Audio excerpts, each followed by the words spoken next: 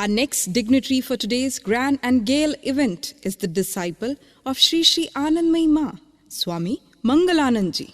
Sri Sri Anandmayi Ma was one of the most influential and spiritual luminaries of the 20th century.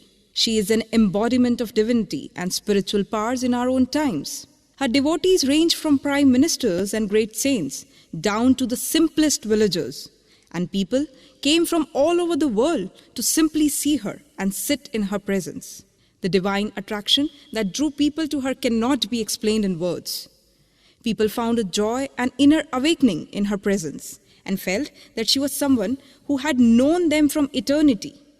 Ma still makes a divine presence felt to those who turn to her in prayers. And today we have a privilege of having one of Anandmayi Ma's true devotee and disciple amongst us, Swami Mangalanandji.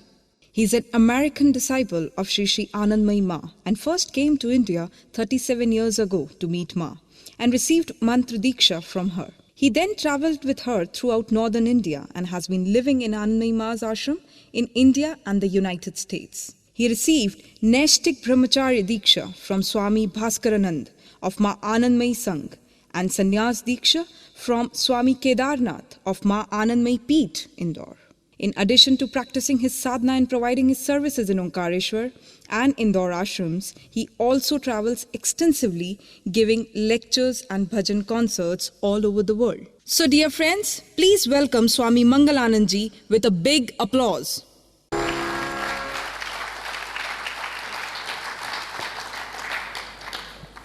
Satgurudev Bhagavan Ki Jai. As means of introduction, I have to confess I'm not a scholar.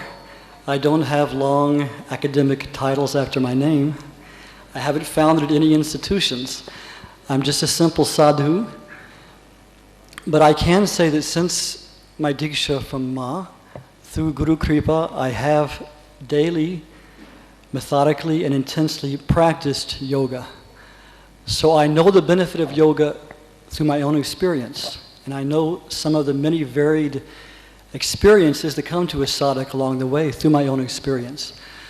So when I speak to anyone, I try to just share my own experience and speak from my own observation of life and spirituality. So I just want to share some simple thoughts with you. For many years, I didn't leave India at all, but recently, in the past 4 or 5 years, the ashram has sent me abroad to do some of its international work. So I've been able to observe firsthand that there is an incredible awakening in the world today, a spiritual awakening directly connected with India, an interest, a thirst for Indian spirituality, for yoga, for meditation, for all of these things. And it's amazing to see. But I've also observed that many times in the West, and I've seen it also sometimes in India, that yoga, when we use the glorious word yoga, they just mean yogasanas. And they frequently divorce yogasanas from the tradition in which it stands, in which it lives, and from the goal to which it leads. So if I can make one humble contribution to this seminar, I would like to try to give an overview. What is yoga? What is yoga? Undoubtedly, yogasanas have great benefit, and I think it's a very good and positive thing that we have these seminars like this and that people are interested in yoga for healing, for all its benefits that makes our life easier and more successful and more happy. But we cannot divorce this from its tradition. I've seen firsthand, I've met many people in Europe who came to yoga just for health. They just came, they had health problems, they wanted to have a more flexible body. They started practicing yoga. Yogasanas and yoga practice is a reality. So they experienced not only better health, they experienced their prana begin to even out and distribute evenly through their body. They experienced a deepening of their consciousness. They experienced peace for the first time. And so they thought, wow, this yoga is something real. And then they became more deeply devoted to it. They entered the state of meditation. They now have a real spiritual life just because of coming to yoga through health. So I don't see this as a bad thing. I think it's a very good gateway or portal into true deep spirituality. But it can't be left just at yogasanas. So then what is yoga? Yoga means union. union with the divine, union with our true self. As Panditji was just describing so beautifully, Maharshi Patanjali's classical definition of yoga, yogas chitta vritti nirodha. Yoga is the cessation of vritti, of wave movements of thought in the mind stuff. And he continues, so that the sadhak then rests in his swarup, in his true nature.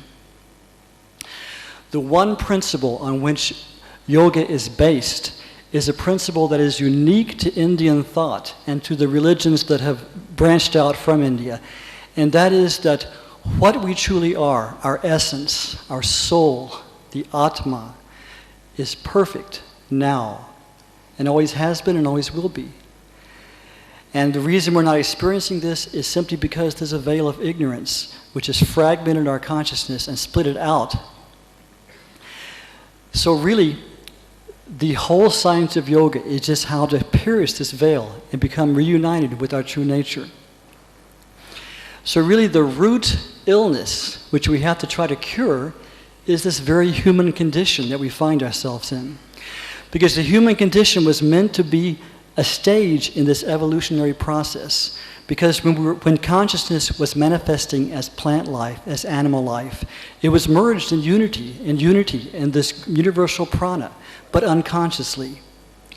So in the evolution of the appearance of man, the ego evolved, in which we stood up and felt ourselves separate. We're not just a part of the flock. A duck doesn't know it's a duck. It's just a part of the flock.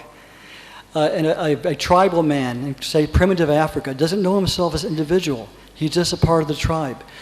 The ego is to develop so that we stand up and we see we are separate. I am an individual being. But it's meant to be just a stage in evolution. We're meant to evolve beyond that and then come back into this total consciousness of unity, but with full awareness, so we can share this infinity of God, of divinity.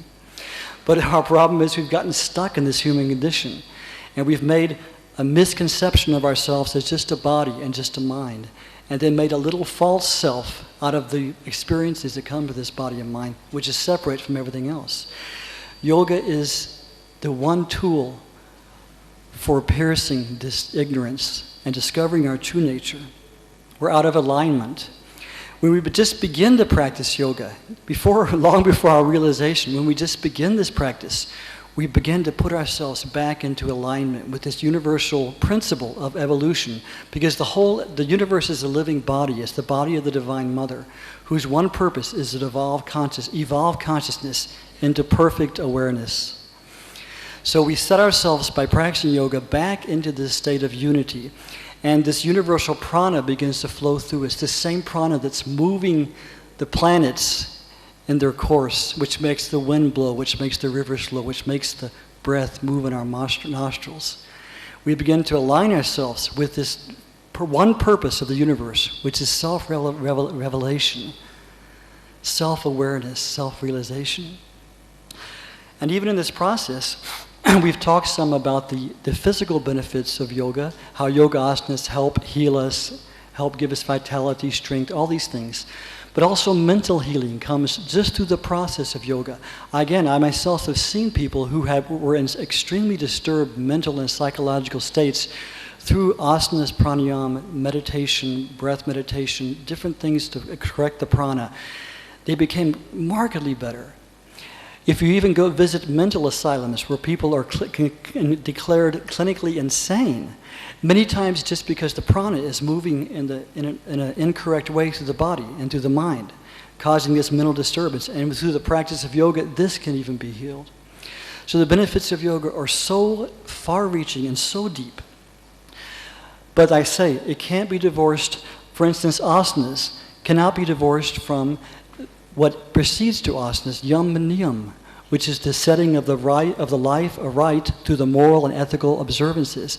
And then afterwards, again, in Ashtanga Yoga, this is just one step. Asana leads to pranayama, pranayama to pratyahara, to dharana, dhyan, eventually to samadhi, to the full absorption in the divine. So it can't be divorced and taken away from this sequence of events, what it's meant to lead to. And eventually, through the practice of yoga, what I observe is the basic yearning for God is eventually uncovered. People say, oh, I don't want to practice yoga for spiritual reasons, I just want health. But if they practice, this basic yearning comes up, and this is real spiritual life. The masters have told us that not just in human nature, in all sentient beings, there was only one desire. That's the desire for completeness, for unity, for wholeness, to come back into the completeness of existence. And when this one yearning filters through our crazy minds, it comes out as, if I just had more money, I'd be happy. If I just had my health, I'd be happy. If I just had more sex, I would be happy. But it's really the basic yearning for unity.